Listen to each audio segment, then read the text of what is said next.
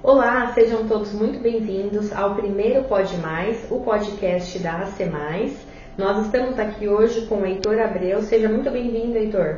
Muito obrigado. Eu espero poder contribuir com todos vocês, com assuntos, com troca de ideias durante essa série de podcasts que a AC+ está iniciando, e que a gente possa falar de assuntos que são importantes, são vitais para o empreendedor do século XXI, independentemente do porte da sua empresa. Que a gente possa falar sobre gestão, governança, tecnologia e tantos outros assuntos que certamente interessam a esse grande público. Muito obrigado aí mais uma vez, obrigado a vocês que estão nos assistindo. Obrigada, Heitor, obrigada a todos que estão nos assistindo. Heitor Abreu, ele é sócio proprietário da Pluvia Segurança da Informação e de Dados, doutor na área de logística, pós-graduado em segurança da informação, foi conselheiro de administração, pós-graduando em ciências da computação e inteligência artificial na Universidade Federal de Viçosa, possui certificado pela ECSIM na Lei Geral de Proteção de Dados, atuou na ONU por 2 anos, na África e América Central, foi empresário, trabalhou na iniciativa privada e no setor público e possui ampla experiência em gestão de riscos e gestão de crises. Heitor, mais uma vez seja muito bem-vindos. Vou fazer algumas perguntas para você e se sinta à vontade do nosso Pode Mais. Recentemente você ministrou uma palestra no 4º Fórum Governança, Riscos e Compliance. E você disse que a área de gestão de riscos é a área mais importante dentro da empresa. Você pode falar um pouco mais? Sim. Eu considero a área de gestão de risco realmente a mais importante dentro da empresa, porque ela é transversal a todas as demais áreas, departamentos, setores, né? Então eu sempre brinco, né, que se você perguntar para uma pessoa na empresa, ela vai falar que a área dela é a mais importante, né? A finanças vai dizer que é mais importante porque sem ela nem pagamento tem. A área de marketing vai dizer, não, mas sem mim o produto não chega ao ouvido do consumidor, né? Ou o serviço. Já a área de vendas vai falar, mas se eu não vender, a empresa não existe, e por aí vai, né? Enfim, mas se a gente olhar com cuidado, é importante que todas essas áreas sejam assessoradas pela área de gestão de riscos. Por isso que a área de gestão de riscos ela tem que ser muito madura, muito bem estruturada e ter voz ativa dentro da empresa. Porque ela evita que, por exemplo, o departamento financeiro cometa um erro de avaliação, por exemplo, no aporte de algum valor financeiro para uma outra área, numa aplicação, por exemplo. Ela evita que o marketing adote procedimentos que podem repercutir na reputação da empresa. A gente conhece vários casos assim, e assim vai. Então eu considero realmente que a área de gestão de risco é a mais importante de uma empresa. Ótimo. Heitor, você foi empresário, né? Então você, famoso, esteve do outro lado da mesa. Como você fazia a gestão de riscos na sua empresa? Bom, a gestão de risco, né, minha empresa era uma empresa de pequeno porte, ela era feita diariamente. Ao final do dia, por exemplo, de qualquer forma, né, independentemente de como é que tinha sido o dia, eu olhava como é que estava o fluxo de caixa da empresa. Então isso era uma coisa fundamental para eu poder entender os riscos que eu podia tomar e aqueles que eu não estava preparado financeiramente para tomar. Outro aspecto que eu sempre fazia para poder coletar eventuais riscos é andar pela empresa. Então eu andava pela empresa, perguntava muito, ouvia a opinião dos outros colaboradores. Isso parece uma bobagem inicialmente, uma perda de tempo para muitos, mas não é. Para mim é uma das coisas mais importantes, você se levantar da cadeira, ir até o seu colaborador e perguntar, porque às vezes ele está enxergando riscos que você não consegue ver se você ficar sentado. Então, essa é uma forma de eu gerenciar os riscos.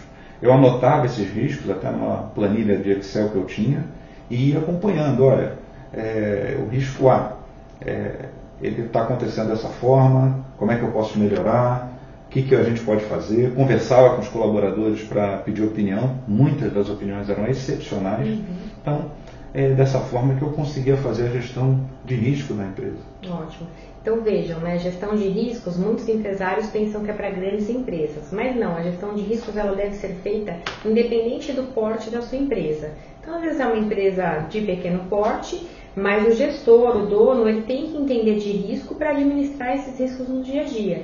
E um ponto muito importante, Heitor, eu como consultora já passei por diversas empresas, eu falo que faz grande diferença aquele gestor, aquele empresário que anda pela empresa, que conhece ali a empresa, a operação, do que aquele gestor que às vezes fica ali na sua sala no ar-condicionado, né? Então, com certeza, né, se você é empresário, o empresário, o gestor, faz uma visita ali na parte operacional, então conheça o que está se passando ali na sua empresa, conversa com os colaboradores, isso faz muita diferença.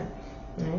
O que você falou, até complementando, né, é muito importante, inclusive, comparar, né, o que você recebe por meio dos relatórios com a realidade.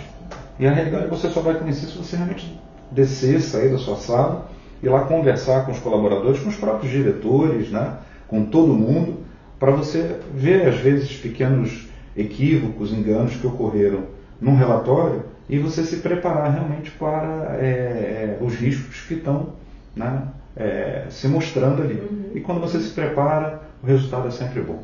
É muito bom, Heitor, porque a gente sabe que às vezes leva-se os números para alta administração e com uma visita ali eventual, você conhecendo um pouco mais da operação, você fala, opa, esse número não está refletindo a realidade. Isso é bom porque a gente sabe que existem erros intencionais e não intencionais. Né? Então é fundamental que vocês conheçam a empresa. Heitor, conta um pouquinho também da sua experiência, né, em gestão de riscos com relação as atividades que você exerceu, né, trabalhando na ONU. Na ONU eu trabalhei durante um ano na África, né, na Costa do Marfim, um país que estava saindo de uma guerra civil, e na América Central eu trabalhei no Haiti logo após o terremoto ali de janeiro de 2010. O que eu aprendi, eu acho que talvez a maior lição, né, é que quem gerencia risco tem que ter experiência. Né, isso é fundamental. Porque tanto os riscos quanto as crises exigem algumas qualidades do gestor. Sim. De risco e de crise. E eu destacaria, né, como qualidade, né, importante, aprendida, né, durante esses 2 anos que eu estive nessas situações bastante críticas, o gestor de crise ele tem que ser uma pessoa sênior. Ele tem que ter um conhecimento de vida, de mundo muito grande. Ele já tem que ter passado por situações de fracasso, né? E por que eu digo situações de fracasso?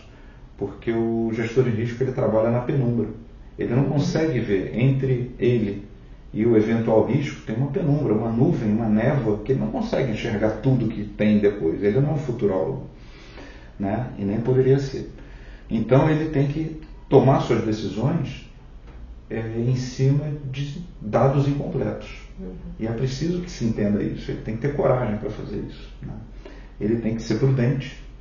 Né? Eu aprendi em diversas oportunidades lá na América Central, né, que às vezes você resolve um risco aqui, mas você cria inúmeros outros riscos depois. Então você tem que tomar muito cuidado na hora de resolver um risco imediato para saber se ele não vai repercutir, se ele não vai impactar negativamente no tempo. Sim. Então, às vezes, é preciso mudar um pouco a solução para aquele risco, né, o controle para aquele risco, para que ele não provoque outros riscos no futuro, né, que podem ser até piores do que aquele que você está controlando. É isso, você até comentou na sua palestra, né, sobre um risco que, de repente, você vai agir em cima daquele risco, você acaba criando um outro risco. Nós vamos deixar o link aqui, quem tiver interesse, assiste a palestra, que tem alguns exemplos bem bacanas.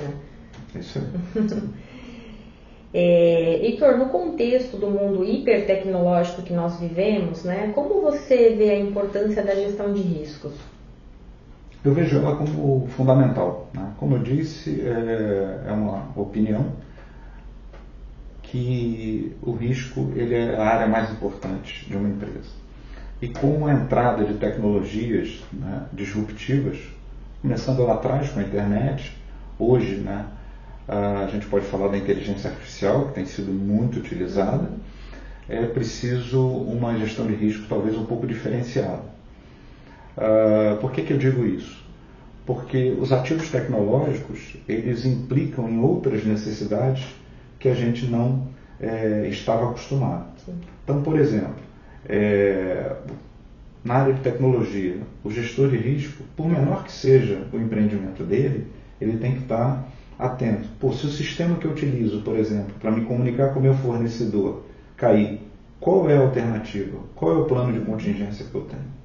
Porque ele não pode deixar de servir ou oferecer os produtos para os seus clientes. Né? Então, esse é um ponto. A gestão de ativos. Né? Estamos falando de hardware, de computadores, de programas, de softwares, né? Numa linguagem mais geral.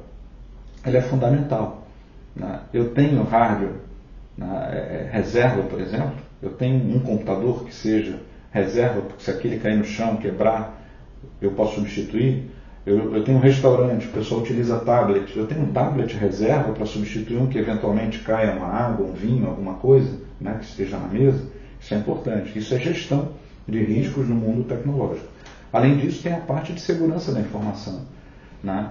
É importante gerenciar esses riscos da segurança da informação de uma forma muito inteligente. Porque se eu for invadido, por exemplo, ou se algum dado meu vazar, além de multas previstas na Lei Geral de Proteção de Dados e outras, penalidade, né, como advertência, eu não posso deixar que o meu negócio pare. Então eu tenho que ter realmente planos de contingência. Vejam que essa gestão fica um pouco mais complexa. Sim. Não é só fazer a gestão do estoque, não é só fazer a gestão do fluxo de caixa, é fazer a gestão de todo um ecossistema que depende hoje muito de tecnologia. Sim. Então é preciso, inclusive, né, a gente fala que os conselhos de administração deveriam possuir pessoas especializadas em tecnologia, não da TI especificamente, mas pessoas com conhecimento amplo de tecnologia para poder falar, olha, isso aqui aumenta o nosso risco, a nossa exposição a um risco tecnológico, então nós precisamos controlar esse risco, né, de alguma forma. Então, eu vejo que a gestão de riscos nesse mundo tecnológico ela é muito mais importante e é muito mais complexa. Não dá para fazer, né, de qualquer jeito, porque os resultados podem ser bem ruins. Sim. E só lembrando, quando nós falamos de gestão de riscos, de plano de contingência, nós estamos falando para a empresa independente do tamanho. Vou dar um exemplo. Essa semana mesmo que eu passei em um restaurante que eu fui, sempre fui muito bem atendida. Mas cheguei e estava uma confusão. O que acontece? Tinha caído o sistema do restaurante, né, os pedidos não estavam chegando e simplesmente eles falaram que a gente fica refém da internet. E nós que trabalhamos nessa área, a gente sabe que não é bem assim. Né? Você tem que ter um plano de contingência e os seus funcionários serem treinados. Então, ali naquele momento, ele poderia, de repente, colocar uma comanda manual, mas não parar o atendimento e desagradar os clientes. Então, a gestão de riscos e plano de contingência, ela serve para qualquer tipo de empresa, em qualquer segmento, em qualquer tamanho. Perfeito, é exatamente isso. Heitor, você acha que as empresas, de uma forma geral, têm maturidade para gerenciar os riscos em um ambiente onde a inteligência artificial está cada vez mais presente? Bom, eu vou responder de uma forma muito direta. Não. Obviamente a gente tem empresas no Brasil que têm essas condições, essa maturidade, mas são poucas. De uma forma geral, não. E por que eu digo que não? O meu primeiro argumento ele é muito simples. Poucas pessoas conhecem essas tecnologias disruptivas com a profundidade necessária, como a inteligência artificial, por exemplo, para saber dos seus riscos, para saber dos seus benefícios, das suas vantagens, desvantagens, enfim, de todos os aspectos que ela envolve. Né? Esse é um aspecto interessante. O outro aspecto que me serve como argumentação é que a maior parte das empresas não tem uma cultura de risco. A cultura de risco não é uma coisa das empresas brasileiras para você falar que, olha, não existe, é uma coisa... Né? E eu comprovo isso perguntando, né, para as pessoas quantas vezes a sua área tomou uma decisão consultando a área de riscos. Raramente a resposta é positiva. Não, a gente conhece o assunto. Ok, mas é fundamental vir alguém de fora e analisar com outro olhar, quase com um olhar independente, para poder contribuir. A área de risco não pode ser olhada como um adversário, ela tem que ser olhada, né, como um aliado da empresa, como um aliado dos setores, das áreas, para que ela possa, né, naquela transversalidade dela, ajudar. E o terceiro ponto é no que diz respeito a conhecimentos específicos de área de risco. Então, a gente verifica que muitos profissionais não sabem nem fazer um mapa de calor, né, de riscos. Então, a coisa é um pouco sem uma metodologia.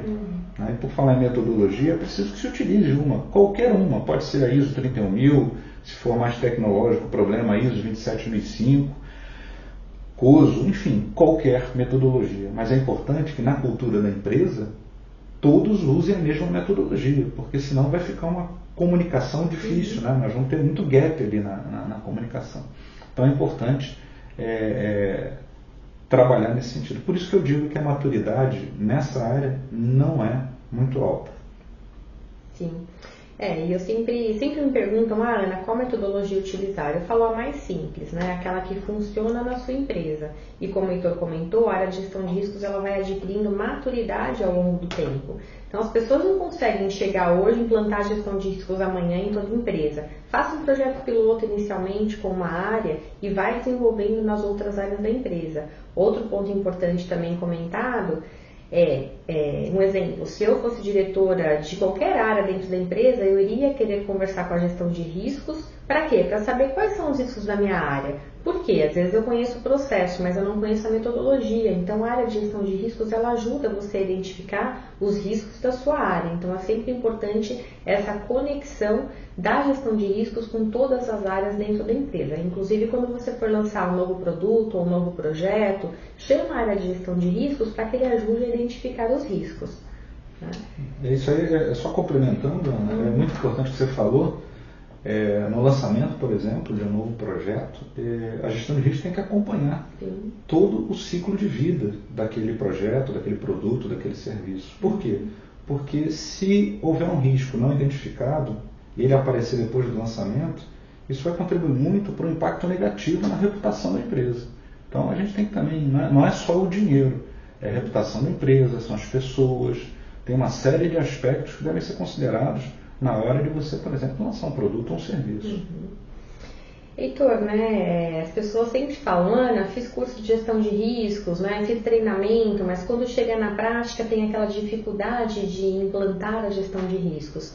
Então, de uma maneira prática e simples, como que você sugere que seja feita essa implantação inicial na área de gestão de riscos?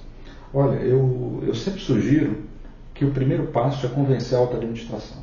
Se você não convencer a alta administração, dificilmente você vai obter um êxito na implementação de uma área de gestão de riscos na empresa. E esse convencimento ele tem que ficar claro para o colaborador. Né? De que maneira? Por meio de um comunicado da alta administração, do CEO, por meio de um e-mail, dizendo que a empresa está realizando um trabalho de reestruturação ou de estruturação de gestão de risco na empresa, que deve haver colaboração com essa área. Então esse é o primeiro ponto. O segundo ponto é levantar os riscos, saber os riscos que precisam ser levantados, separá-los por áreas como operacional, tático, estratégico, verificar a probabilidade daquele risco ocorrer e o impacto daquele risco, e a partir daí fazer um mapa de calor, um heat map, e tendo esse heat map você já pode identificar riscos de alta criticidade e de baixa criticidade. Os de alta criticidade devem receber prioridade na solução, e também é preciso ter cuidado quando você encontra um risco de baixa criticidade, mas ele tem, caso ele ocorra, o evento ocorra, um alto impacto, como, por exemplo, perda de vida humana, ferimento de pessoas. Então, esse que aparentemente é de baixa criticidade tem que ser transformado num risco de alta criticidade, que envolve vidas humanas, e outros que podem envolver infraestruturas muito críticas que não podem ser paradas. Então, volto ao meu tema no início, que o gestor ele precisa ser muito experiente, ele não pode ser um júnior. Um júnior dificilmente vai ter capacidade para olhar isso tudo. Então, seja um gestor da própria empresa ou contratado por intermédio de uma consultoria, é preciso ter pessoas muito experientes para trabalhar nessa área. E o monitoramento. Sem monitoramento, você não tem gestão de risco. Então, muitos riscos que existem agora desaparecem naturalmente. E outros que não eram riscos começam a aparecer. Isso é muito ruim, se você não tiver um monitoramento. Mas se você tiver um monitoramento, é tranquilo, porque você identifica o risco, faz todo aquele trabalho do risco e estabelece os controles. E por falar em controle, né, a gente tem basicamente, né, 4 tipos de controle, né, que é a eliminação do risco, a mitigação, a transferência do risco. Eu sempre lembro que transferir o risco não é lavar as mãos. Né? Você também é copartícipe quando você transfere um risco para o seguro, transfere o risco para um fornecedor. Não se esqueça que você continua, inclusive juridicamente, responsável por aquele risco. Né? É apenas uma forma de você controlar o risco de uma outra maneira. Né?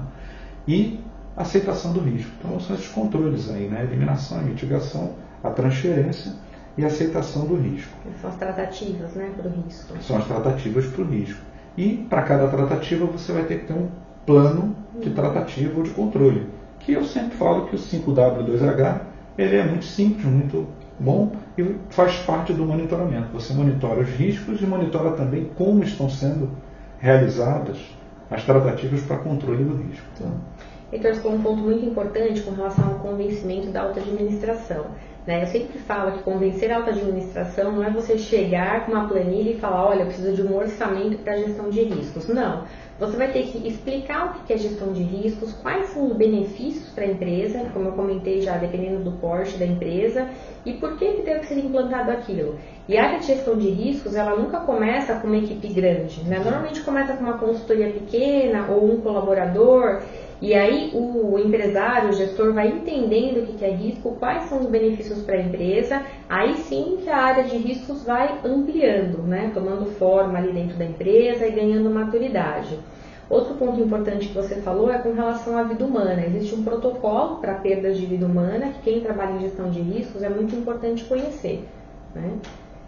Exatamente, inclusive na hora de comunicar. Um princípio básico, quando você tem um evento, infelizmente, que envolva perdas de vida humana, é comunicar a família primeiro, apoiar a família, ser muito transparente com o que aconteceu. A comunicação na gestão de risco ela é fundamental, sim, mas ela tem que ter uma característica, ela tem que falar a verdade, tem que ser transparente, tem que ser honesta. Somente uma pessoa deve falar durante uma gestão de crise, o que está acontecendo. Essa pessoa obviamente tem que ser assessorada, mas o fundamental, pelo menos na minha visão, é você ser transparente. Você não pode esconder nada. E se há alguma coisa que você ainda não sabe, diga que não sabe, que está averiguando, que está verificando, para que você dê a tranquilidade às pessoas que o risco está sendo, a crise, melhor dizendo, está sendo bem gerenciada. Ela ocorreu, infelizmente, mas você está gerenciando bem e não está mentindo. Nunca mentir. Sempre fala a verdade.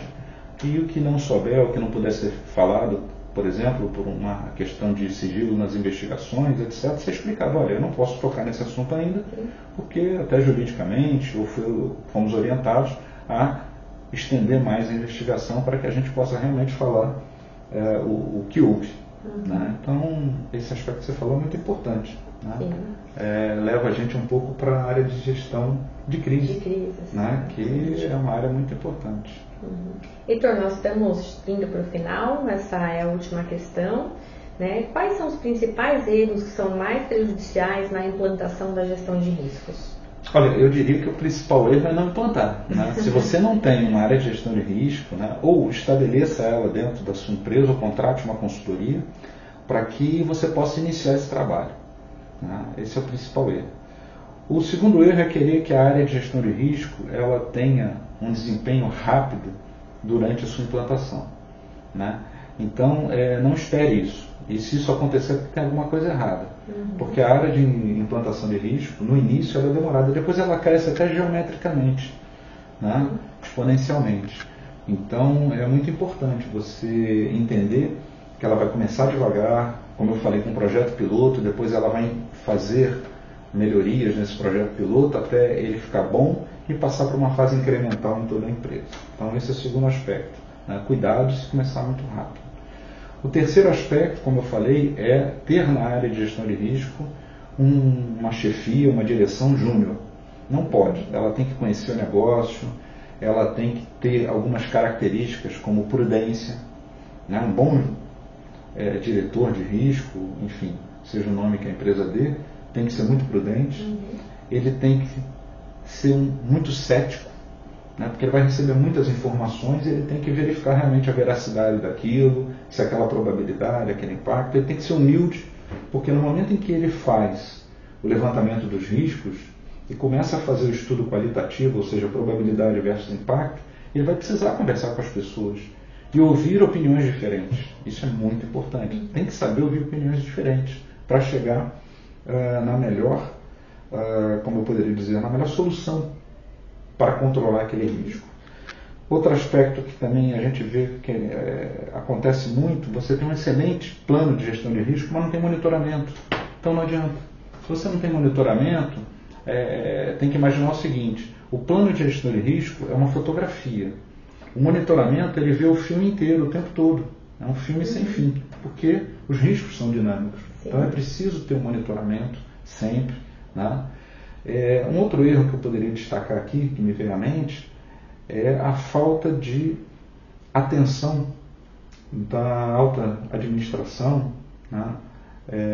Principalmente dos conselhos, para a gestão de risco. Eu sugiro sempre que nos conselhos tenha gente da gestão de risco para a maior parte das tomadas de decisão. Sim. E se houver dúvida, peça que na próxima reunião ele traga um parecer, uma recomendação da área de gestão de risco sobre aquele tema. Isso dá segurança para o conselho e dá segurança para a empresa, porque no final do dia, o que a gestão de risco quer? A perenidade da empresa, que ela continue no tempo, que ela não feche. E por isso que eu digo, né, que é a área mais importante. Sim. Eu não tenho dúvida disso. Com certeza. É importante ter no conselho de administração alguém que tenha conhecimento em gestão de riscos e alguém do comitê de auditoria, caso a sua empresa não tenha o comitê de auditoria, alguém que conheça muito bem as demonstrações contábeis da empresa. É fundamental para que seja um bom conselho. Nós estamos chegando ao fim, né, Heitor? Você gostaria de deixar alguma mensagem? Sim, eu gostaria de estimular a todos que nos estão assistindo, não interessa o tamanho da sua empresa, mas que você comece a trabalhar com risco. Se ela for pequena, você não vai ter, obviamente, uma área de gestão de risco. Mas o gestor dessa empresa tem que atuar como se fosse uma área de gestão de risco. Como eu falei no início, né, eu tive essa experiência de ser empresário de uma pequena empresa, então eu ia sempre lá com meus colaboradores, perguntando, olhando.